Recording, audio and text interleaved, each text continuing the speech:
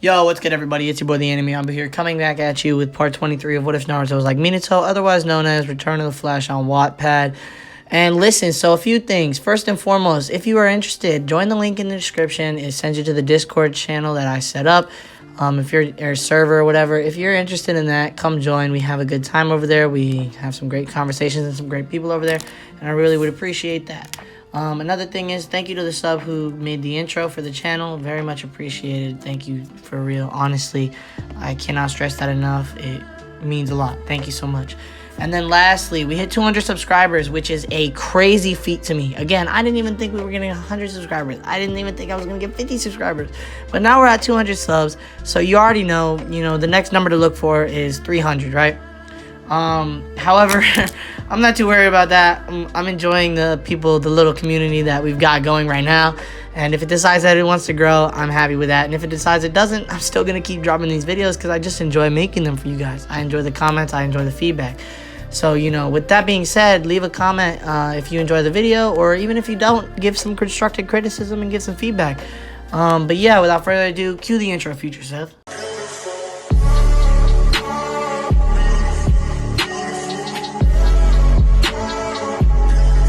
Watched with narrowed eyes as chaos seemed to make its presence known across the whole stadium in just a moment. No doubt about it, the invasion has begun, and most probably this is not the only place that is being attacked. Oto and Suna Shinobi would be most likely attacking the most vulnerable areas as well, such as the academy. His eyes narrowed at the last thought in silent anger. It was the perfect strategy to kickstart Konoha's destruction. They attacked the foundation of shinobi in the village, the field where the future generation of shinobi were born and bred. Konoha might also be crippled.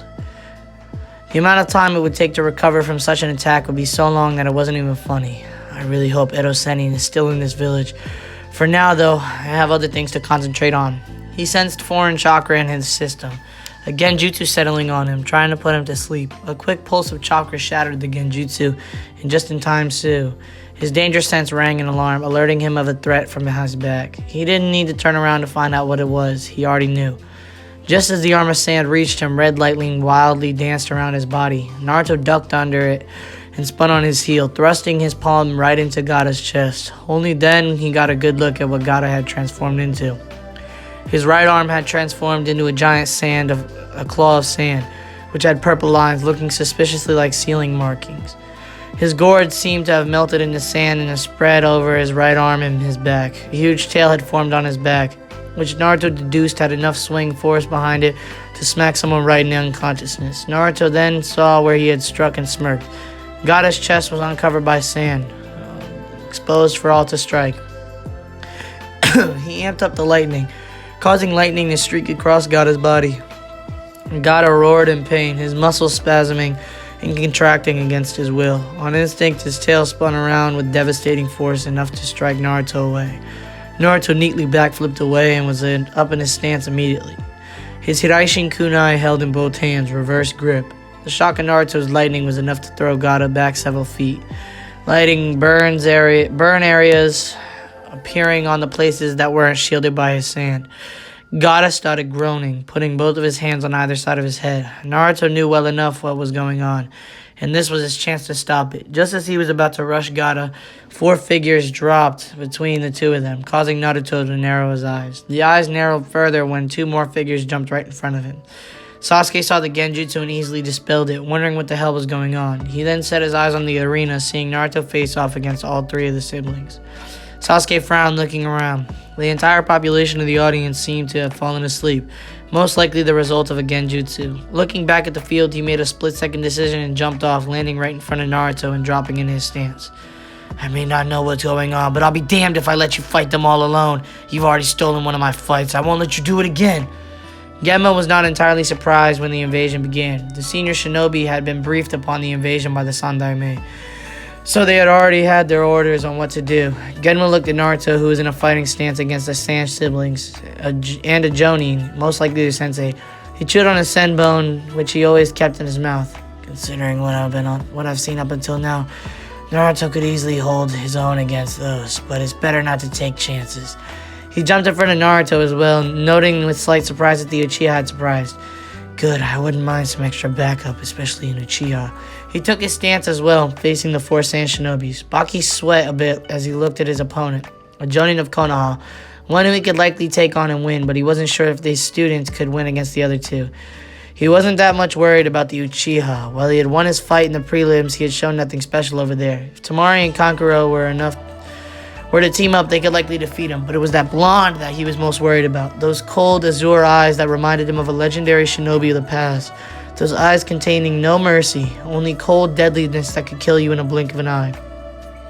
Uzumaki Naruto had just become a major obstacle in their plans. With the Hiraishi no Jutsu, Namikaze Minato had finished off 1,000 of Iwa's shinobi in mere seconds, single-handedly securing Konoha's victory of the Third Great Shinobi War. Baki had no doubt that his son could do the same. He had almost defeated Gaara and would likely have if the signal for the invasion hadn't been given, and if he hadn't interfered. They would have to tread carefully. Looking back at Gaara, he noted the various burns on him that were healing slowly but surely. A bad sign considering that the redhead was clutching his head, no doubt fighting an inner debate. Temari, Kankuro. He spoke in a low voice. Once he had their attention, he said, Gaara is a vital part of the invasion, but right now he can't fight. Take him to a secure place until he heals and recovers his chakra. Once he's fully recovered, resume your mission.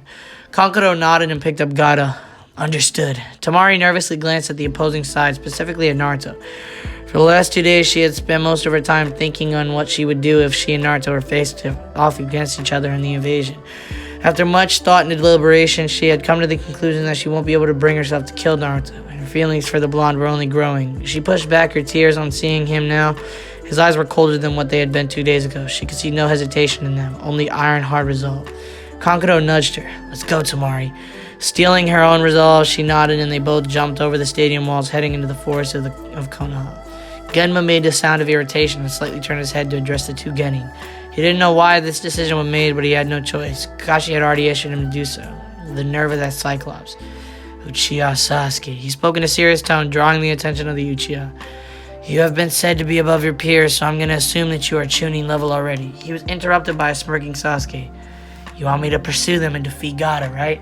Genma nodded. He hated sending Genin, who he didn't even know the level of, after a murderous, homicidal psychopath who was also a Jinchuriki, but orders were orders. After all, try to hold out as long as you can. I'll send backup as soon as I can. Sasuke snorted. Backup won't be necessary. I'll defeat them. He shot Naruto a challenging look before jumping after the three siblings over the wall. Naruto watched as his teammate disappeared over the wall. Arrogant, impulsive idiot. Not dropping his guard, he addressed the proctor. Genma-san, was it a good idea to send him alone to fight an unstable Jinchuriki? Particularly when he has no backup? Genma replied, Sorry kid, I have no other choice at the moment. Kakashi already gave me the orders to send you to him once the invasion begins. Report to him for your assignment immediately. Naruto didn't like the situation at all, but could do little about it. Nodding, he immediately located Kakashi's marker and flashed away, leaving Genma and Baki to face off. Genma began in his usual lazy drawl. You guys have a lot of nerve attacking us like you did. Baki scoffed as he pulled out a kunai. Less talk, more fighting, tree hugger. Kakashi was keeping a close eye on his surroundings and couldn't help but worry when Sasuke leapt off in pursuit of the sip. Wait, how long is it? Alright, that's not long at all. Alright, we're gonna keep going. Kakashi was keeping a close eye on his surroundings and couldn't help but worry when Sasuke leapt off in pursuit of the siblings. Naruto would have been a way better choice, but he had not counted that Sasuke's disqualification as part of his plans. He could only hope Sasuke remained alive until backup arrived. Backup now, that's an idea. He was posted for protection duty. He was to ensure that the civilians were safely transported to safety under the protection of the Anbu. He looked over the arena and saw Naruto nodding at something that Genma said and vanishing a moment later. That was perhaps the only reason he didn't jump in surprise when Naruto suddenly appeared behind him. Naruto, you're working with me today, if only temporary. The forces would soon be swarming in the stadium at any moment. The Anbu are clearing the stadium of the civilians. We'll be tackling the forces inside the stadium. Naruto nodded. Was it really a good idea to send Sasuke after those three instead of me, Sensei? What the fuck is this? Oh, yeah, I'm trying to look for a job right now. Indeed, the Sand and Sound Shinobi had already started entering the area. Wait. Kakashi resisted the urge to sigh. He had already questioned himself that plenty of times already. Not really, but I'm hoping he would be able to hold out until I send you after him. Now pay attention, the first of the forces are coming. Indeed, the Sand and the Sound Shinobi had started entering the stadium. Naruto narrowed his eyes and made a half ram sign. Kakashi watched curiously as a shadow clone popped into existence with the same seriousness on his face. He watched as Naruto pulled out a scroll from his right hip and handed it over to this clone. You know what to do. The clone nodded and vanished a moment later. Kakashi turned serious. What was that you gave your clone, Naruto? And where is he going? Naruto gave a smirk. Don't worry, Sensei. Just a little help for our dear Hokage. Kakashi narrowed his eyes, but let it go. He trusted Naruto not to do anything stupid in this situation. Alright, I'll trust you on this one. But first you engage them with Guy. I'll join you in a moment and tell you where you have to go.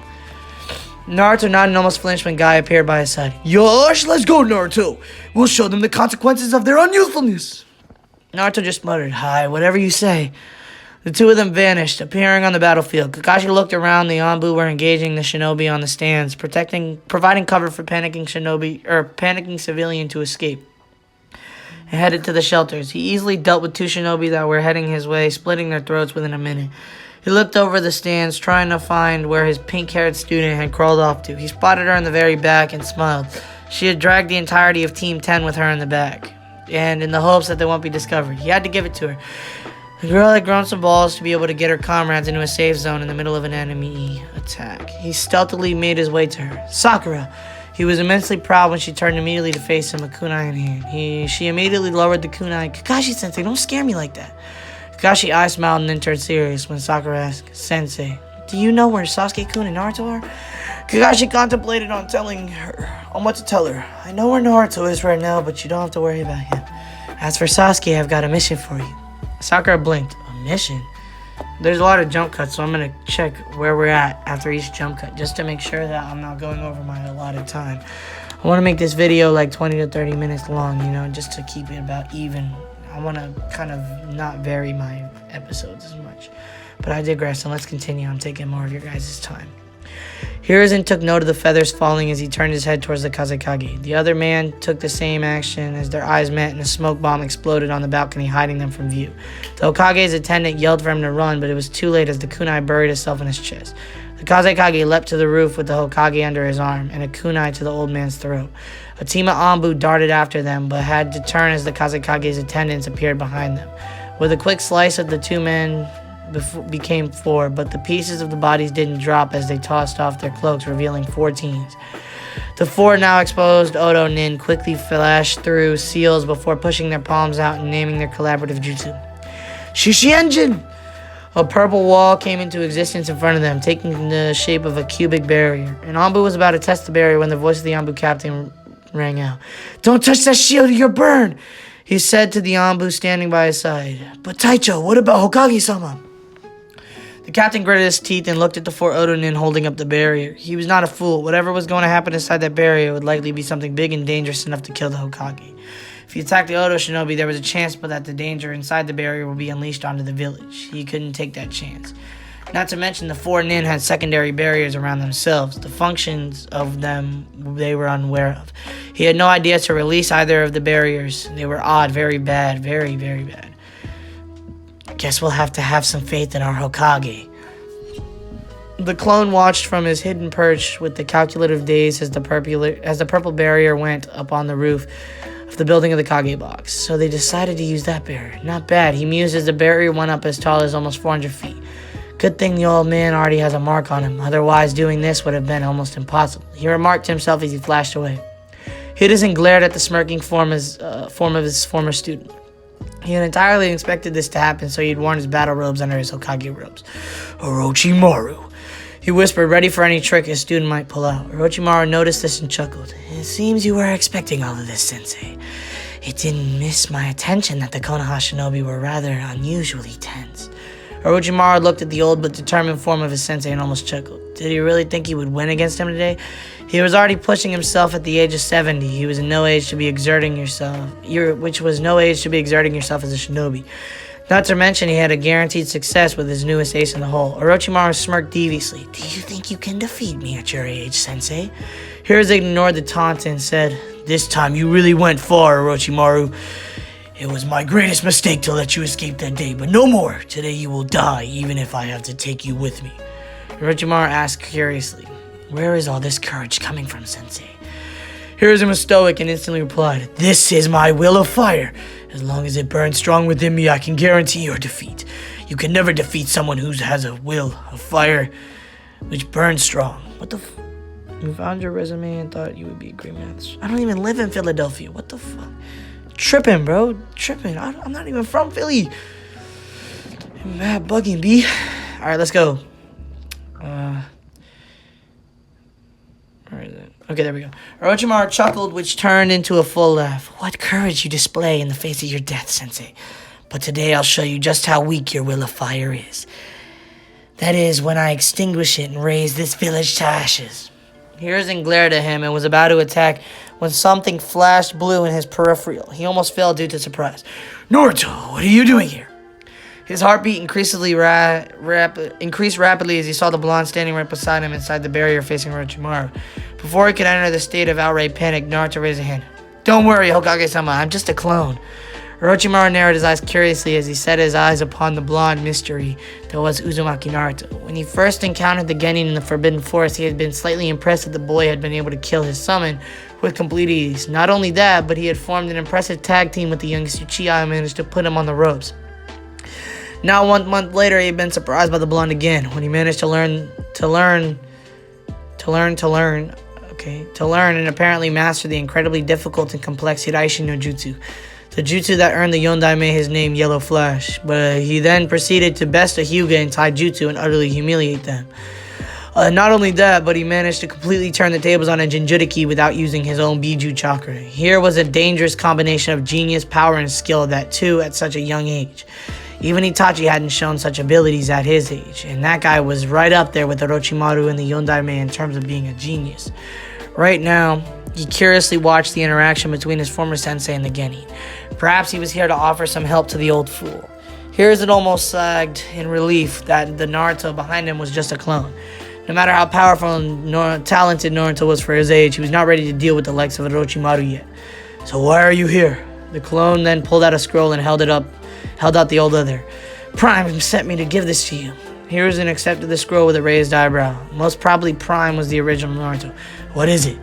The clone smiled. Some reinforcements just in case. Use it only when things get really out of hand. Remember, he gave a look so serious that Hiruzen thought he might be looking at one of his senior Jonin. Prime is counting on you to use it, Hokage-sama. Don't disappoint him. The clone then vanished in a poof of smoke, leaving an amused Hokage despite the situation he was in. Tucking the scroll securely on his waist, he turned to his equally amused student. He settled into the Sarutobi clan taijutsu stats. Shall we begin, my wayward student? Alright, how far does this go down? Alright, we'll probably read this next one. Because how long are we? Probably like 13, 14 minutes. Oh, 16. Alright. Yeah, we'll read this next one and then we'll be done for this episode. Alright. Back down in the arena, it was a bloodbath. Suna and Oto Shinobi were on the ground, either dead or knocked out, but mostly dead. Guy and Naruto had almost been like a force of hurricane. Guy had tore through the forces with his powerful taijutsu, breaking bones and ending lives with only 1 or 2 hits. Naruto, on the other hand, decided not to use the Hiraishin, instead choosing to rely on the Flash Step. He, with his tri-pronged kunai coated in wind chakra, combined with his speed, almost nobody escaped his slash. He also made full use of his ability of a slower perception. He was flash stepping across the whole arena so fast that even a blur was difficult to spot. In a single flash step, Naruto would sometimes slash 2 enemies simultaneously, ending their lives in an instant. In a few seconds, it would be all over and a new group of shinobi would enter the arena, only to suffer the same fate as their dead comrades. This is getting kind of boring, Naruto muttered as he ended the life of another Oto shinobi. This was the 3rd batch he and Guy had taken care of, and Naruto was not impressed at all. No shinobi was able to counter his speed. Before they could even begin thinking of countering, Naruto would catch them off guard in their blind spot and slash. Dead. Everyone moved almost painfully slow for him to kill. I wonder if this is how Dad felt being the fastest man alive. Naruto turned around to catch a challenging grin of Guy Sensei. How many? Naruto internally sighed at how hyper the man was. He really didn't see how one could be so hyped after killing so many shinobi. Still, he would humor the guy. 68. He replied after going over it in his mind for a second. The reaction from Guy caused him to flinch in an alarm. Guy cried tears as he held up a fist. Oh, it seems I've been bested in count. Naruto looked at Guy as if he started speaking Latin. Since when had this become a freaking competition? He slowly started freaking out as Guy Sensei began to make absurd promises on how he would do 5,000 push-ups if he lost again. If he couldn't do that, he would run 500 laps around the village on his hands. If he couldn't do that, all right, that's enough, Guy. Kakashi's voice came as he jumped towards them. Kakashi landed right next to Naruto, who was blinking as if coming out of a trance. Kakashi gazed at Naruto with slight concern. Working with Guy for the first time can be a bit overwhelming. He knew that from first-hand experience. Leaning down a bit, he whispered in Naruto's ear, "You okay?" That seemed to do the trick as Naruto shook his head to clear it, probably from the excessive youthfulness. "Thanks," he murmured, but quickly added, "But don't think we're good. I'm still upset with you." Kakashi nodded to himself. He would have to correct his mistake with Naruto once this was all over. "We'll talk later then." Naruto nodded, putting his kunai back in his pouch. "So what am I doing now?" Kakashi first asked, "Can you really handle the Ichibi as you are now? How much chakra do you have left?" Naruto chuckled and patted his stomach with a fist. "Don't underestimate me, Kakashi-sensei. I have yet to fully spend even a quarter of my total reserves. I'll manage. Now where am I going?" Kakashi smirked under his mouth. He really does have ridiculous reserves of chakra. My dog is tweaking in the back. Sorry. Yeah, it's been a while since my dog has made a guest appearance. But yeah, now he's tripping in the back. That's what he likes to do. Alright, let's continue. Sorry. Kakashi smirked in his mouth. Oh, Naruto nodded. Roger that. He placed 2 fingers on the ground in just 1 second. He had the location of Shikamaru locked on his sensory radar. "Gotcha," he whispered. He stood up and leapt over to jump over the stadium wall. Kakashi sighed and turned to Guy, who looked like he was about to burst with joy upon seeing Naruto go. Before he could open his mouth, Kakashi pointed behind him towards the oncoming shinobi. He rushed past him and killed the first sound ninja. "Concentrate, Guy, otherwise you'll lose to me as well." Probably one of his many bad ideas, but really, who was counting? His instincts altered him to something approaching at high speeds, but not at him. It was approaching at a squad of enemy forces. He watched, fascinated, as a highly compressed ball of impact right between the shinobi forces. It exploded with the compressed wind with great force, easily taking out 7 of the enemy shinobi. Kakashi looked up with a Sharingan to see Naruto standing on a wall, a smirk on his face with 2 fingers salute. He was gone in a flash step. "Yosh, let's go with our youthful at full power." Yup, one of his bad ideas. Funny, I like Guy Sensei, man. Guy Sensei seems super chill. Yeah, this next part's going to be long. This is probably going to be what the entirety of next episode is going to be. So, with 21 minutes in, I'm going to end it right there. Sorry for the shorter episodes, but, I'm trying to keep the time down because hour long to 20 minutes, even longer than 30, anything longer than 30 minutes takes like 20 minutes for me to download and export to my phone so that I can upload it for you guys to watch after editing it. So it takes a while, so I'm trying to keep the time down so that I can get these exported quicker because I don't like to sit there for 30 minutes, 40 minutes to an hour where I can't use my phone. You feel me? But yeah, that's the end of this part 23 of What If Naruto Was Like Minato, otherwise known as Return of the Flash on Wattpad. Genuinely appreciate all the support and the recent subscribers and the new people. And if you're new and you want to join the Discord, link in the description. I will leave it down below. Join up. We have a fun time. We have a great group of people over there, and I genuinely appreciate that. I appreciate all the love. Let's go for 300. And this is your boy, the Anime Ambu. I'm out. Deuces.